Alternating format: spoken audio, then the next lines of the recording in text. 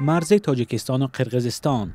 مقامات دو کشور میگویند سرنوشت 90% خط مرز حل شده است. سال 2023 گروه‌های کاری توپوگرافی جمهوری تاجیکستان و جمهوری قرقیزستان 15 واخوری برگزار نمودند که در نتیجه توصیف خط سرحدی دولتی همگی در مسافه 169.148 کیلومتر 169.148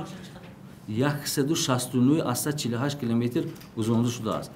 این در 15 واخوری سال 2023 همگی تا امروز در همه سطح‌ها 889.145 کیلومتر توصیف خط سرحدی دولتی گذرانده شده است که این 90% صفتی سرحد را تشکیل می‌دهد. عموما سرحد جمهوری تاجیکستان با جمهوری قرقیزستان طول تقریبا 987.6 کیلومتر را تشکیل می‌دهد و دیگر جانب‌ها عموما به موافقه رسیدند که محتوای پروتکل‌ها و اسناد اجرایی کارها مخفی نگاه داشته شوند و آن باید قطعاً رعایت گردد. تنها پس از موافقه هر دو جانب رسانه‌ای کرده می‌شود. از رئیس کمیته زمین پرسیدم که چرا نتیجه های مذاکرات مخفی میماند. پروتکل امضا کردیم که هر یک معلوماتی که پیشنهاد رسانه‌ای کرده میشود با موافقه دو طرف کرده میشود. بعضا معلوماتی هست که حالا سری وقتی هست برای مذاکرات خلل میرساند. این چیز درست درک کردن کار. این چیزی همون نیست. برای همین ما آموخته ما کاری کرده ایستادیم که به منفعت دو دولت باشد. تیزتر همین چیز فعال و فاصل شود. بعد یک مدت سرده و تنفس در مذاکره ها ماه‌های اخیر گفتگوهای مقامات دو کشور عاید به مرز بیشتر شد. هر ماه یک یا دو بار هیئت‌های با رهبری سروران کمیته دولتی امنیت ملی تاجیکستان و قرقیزستان صمیم یتیم و قمچیبک تاشیف برگزار می شود. واخوری‌هایی که پس درهای بسته می‌گذرد و جزئیاتش برای جامعه ناروشن می‌ماند. سالهای گذشته مقامداران قرقیزستان درباره نتیجه مذاکرات جزئیات می‌دادند ولی دیگر این کار را بس کردند.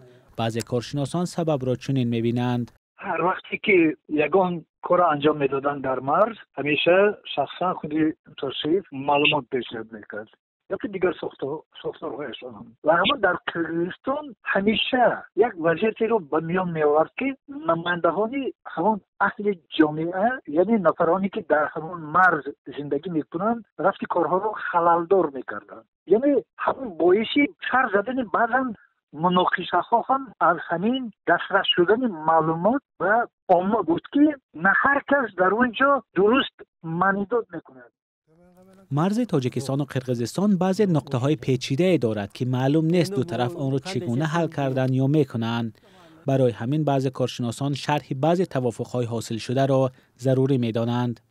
من میخواستم به بعضی مسئله های چگیل روشنی اندازند، حتما اندازند. همون مسئله راه بوری، مسئله راه همون گذرگاهی 275 متره به مقام همون راه هم به حدود هم یعنی روشنی ها انداختن لازم است.